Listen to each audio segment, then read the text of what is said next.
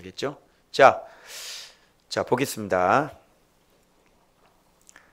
오늘 본문인데 자 한번 볼게요. 지금 막 낙타가 물 빨아먹고 있는데 묵묵히 주목하여 보고 있잖아. 그죠? 그래서 과연 평탄한 길을 아직 확인이 안 됐어. 이 여자아이가 누군지 확인이 안 됐단 말이야. 묵묵히 이제 과연 야 대단하네. 진짜 내가 말한 대로 얘가 지금 하고 있는 거예요. 그래서 이렇게 묵묵히 주목해서 보고 있는데 낙타가 다 마셨어요. 배 불러서 더 이상 안 쳐먹는 얘가. 그래서 반세겔 금 코골이하고요 10세겔 무게의 금 선 목걸이 한 쌍을 이 아이한테 준 건데 그때 당시에 이 목걸이는 사치품에 해당됐습니다. 그래서 대부분 코골이는 잘 성경에 나오지 않습니다. 대개 뭐가 나오냐면 귀고리 이런 거 나오고 코골이는 잘 안 나와요. 그러니까 아브라함의 집에 별거 다 있었다는 거예요. 그걸 아셔야 되는 거고. 그래서 여기서 얘기하죠. 아까 어떤 딸, 가나안 딸 얻으면 안 된다 그랬죠? 자, 누구의 딸이냐 이게 중요한 거예요. 누구의 딸이었어요?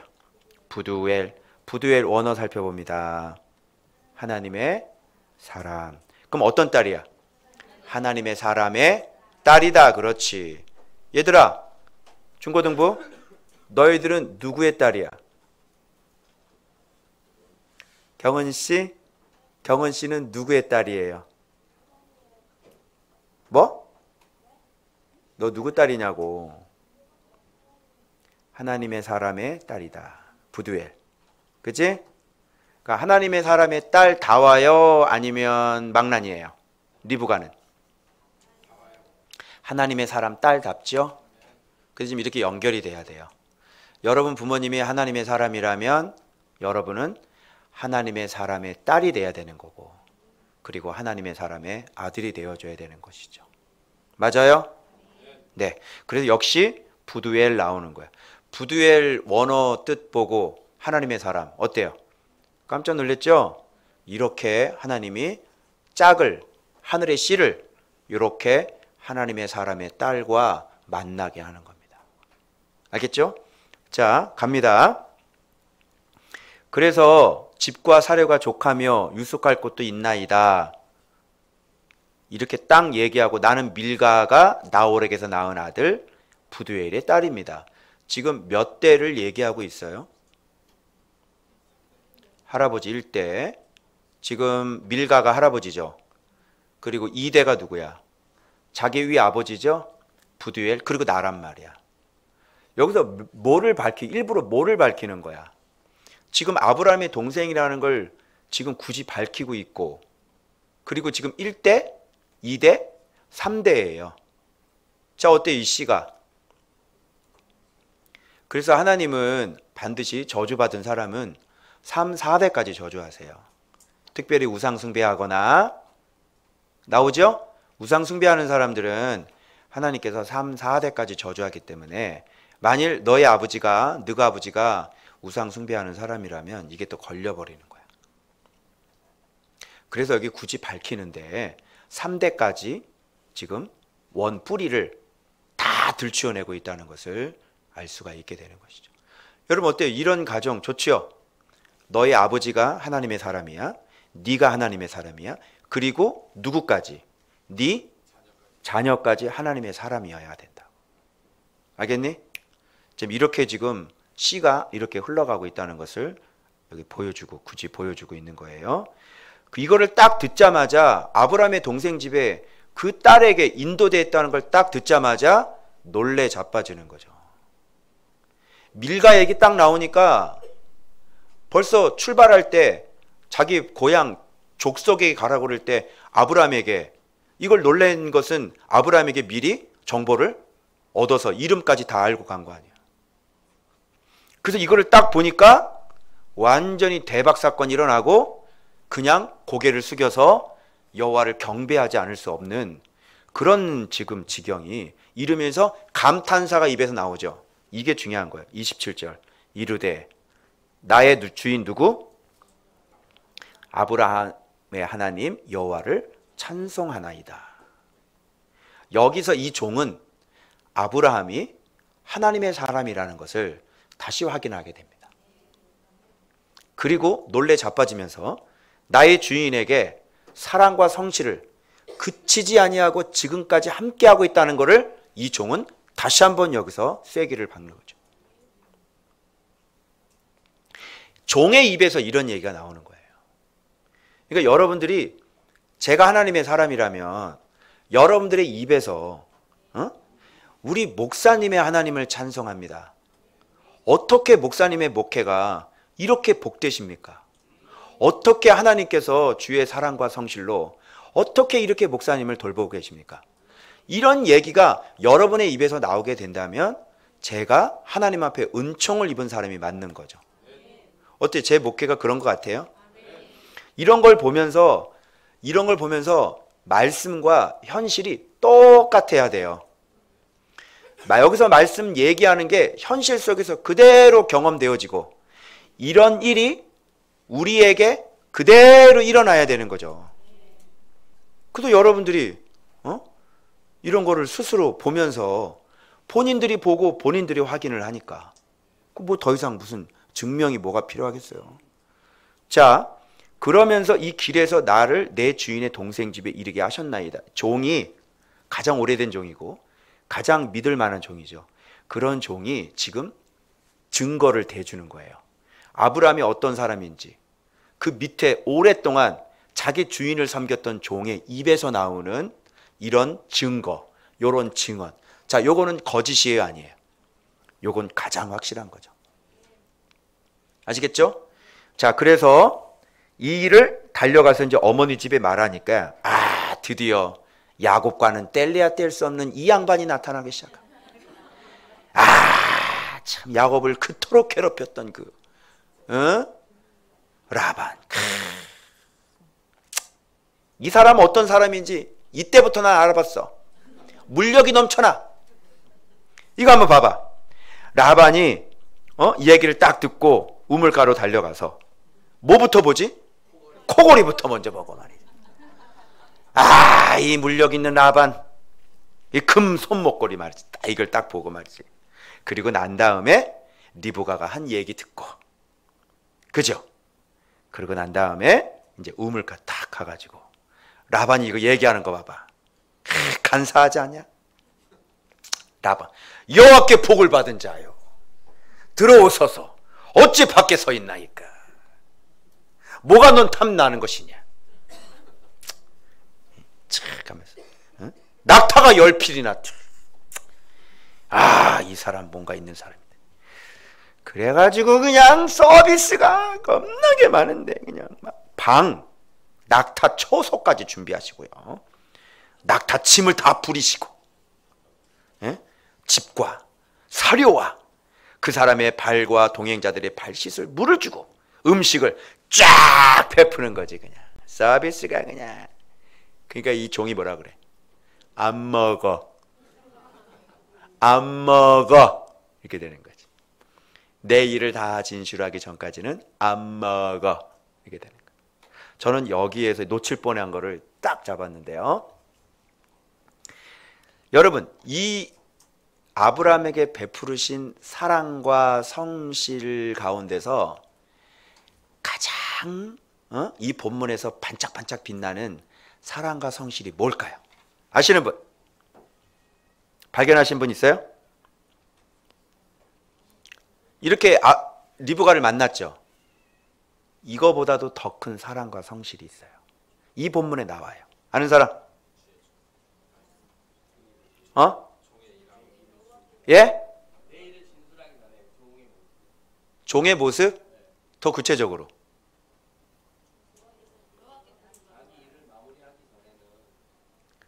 그렇게 얘기하면 안 되고, 그게 아니라 엘리에셀 같은 종이 아브라함에게 베푸르신 하나님의 성실과 사랑이란 말이에요. 이 종이 고백하는 소리를 들어보세요. 나의 주인의 하나님. 웬만하면요, 낙타 10필하고 금고리 무슨 뭐 돈 가지고 벌써 다 튀었겠지. 무슨 말인지 알아요?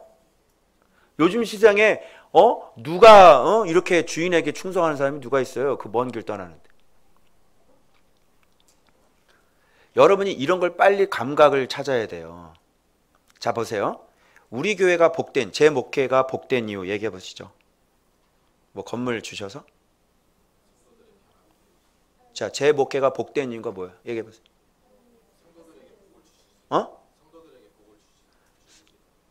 성도들에게 복을 주셨어? 아니, 제게 있어서 제 목회가 복된 이유가 뭐냐고. 하나님의 성실과 하나님의 공의를 확인할 수 있는 내 목회가 뭐냐고.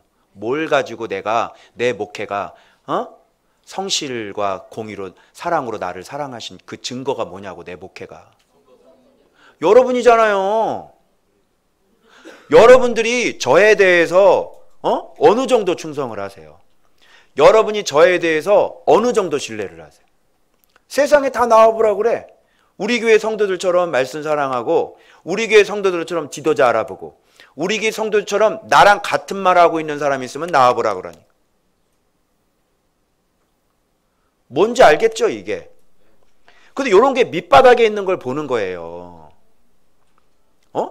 리브가를 만난 것도 사랑과 성실 그거지만, 그 얘기를 지금 하고 있는 엘리에셀이 하나님께서 아브라함에게 주신 사랑과 성실이라고 하는 거예요.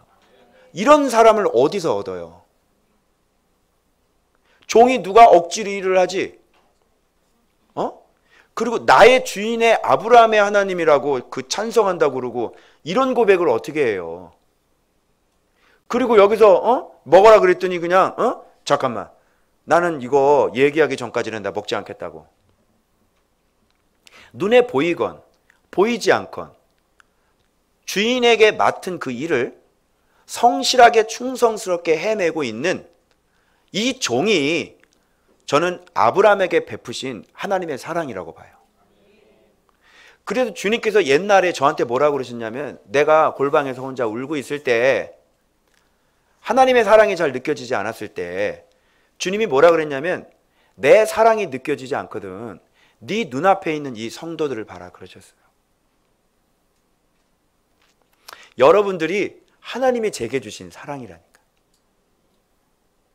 그러면 거꾸로 얘기해서 여러분들에게 하나님께서 사랑을 베푸신 증거는 뭐야? 그 지도자지. 아시겠어요?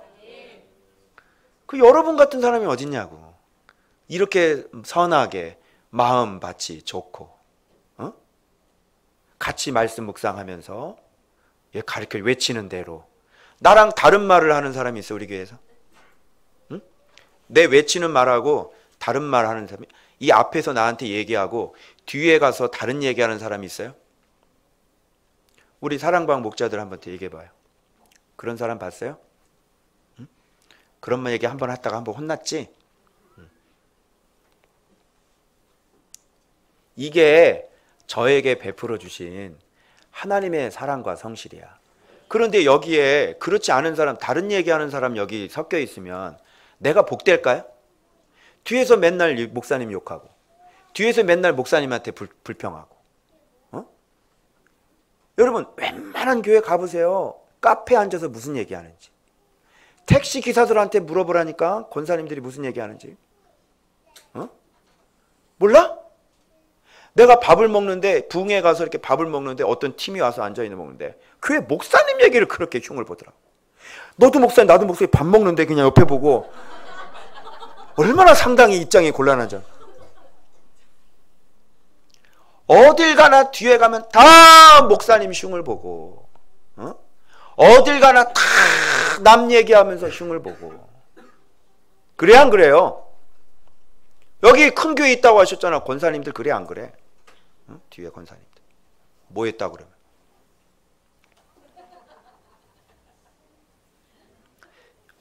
제일 말이 많은 게 권사님들이야, 교회 안에서. 알겠어요? 그래서 지옥에 권사님들이 줄을 서 있대야. 그리고 거기서도 싸운대. 왜 내가 여기 왔는지 모르겠다 그러고 막 지들끼리 또 그냥 또 막 싸우고 거기서.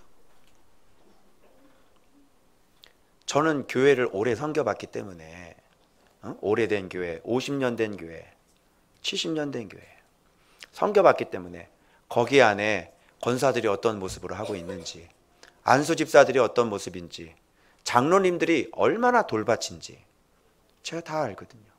심지어 여기 옆에는요, 장로님이 담임 목사 고소해가지고 말이 돼요? 그 목회가 복을 받았어요? 뭐 담임 목회 나가면 좋아요? 맨날 당해하면서 그냥 골치 썩고. 이게 다스림, 권세예요. 권세. 예수 그리스도의 권세. 우리 교회에서 한번 이렇게 막 다른 소리 내시고 저한테 한번 대들어 보시고 한번 해보시죠. 어떤 일이 벌어지는지. 난 아무 소리도 안 하려니까. 난리 나죠? 큰일 나죠? 맞는 소리를 하면 괜찮아요. 근데 맞지 않은 소리를 하면 여러분이 책임지셔야 돼요. 맞는 소리는 괜찮습니다. 목사님 잘못했네. 그럼 내가 잘못한 거죠. 내가 회개할 거야. 하나님도 인정해. 네가 잘못했잖아. 빨리 리더한테 사과해. 그럼 저는 리더한테 사과해요. 근데 안 맞는 얘기를 하면 여러분이 책임지셔야 돼요. 뒷감당이 어려울 거예요.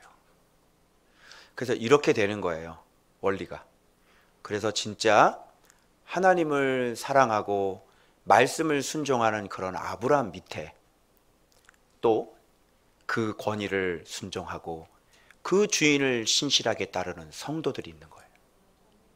성도들이 순종하지 않는 것은 그 교회 목사님 잘못인 거예요. 그 목사님이 하나님 앞에 바르게 서 있는 사람인데 어떻게 신천지가 들어오고 어떻게 여러분 목회자에게, 그 하나님이 쓰시는 목회자에게 입으로 함부로 열어서 하나님이 쓰시는 종을 있을 수가 없는 것이죠.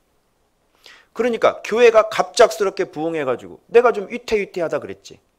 교회가 갑작스럽게 막 몇백 명, 6개월 만에 300명이 되고 말이죠.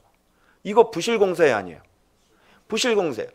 솔직히 말씀드리면 여기서도 아직도 지금 지도자에서 우리 교회에서 깨달은 사람이 1명인가 2명밖에 안 돼요. 여러분 자만하시면 안 돼요. 여러분이 정말 여호수아 때 진짜 말씀으로 딱 깨진 사람이 내가 볼 때는 1명 아니면 2명밖에 안 돼.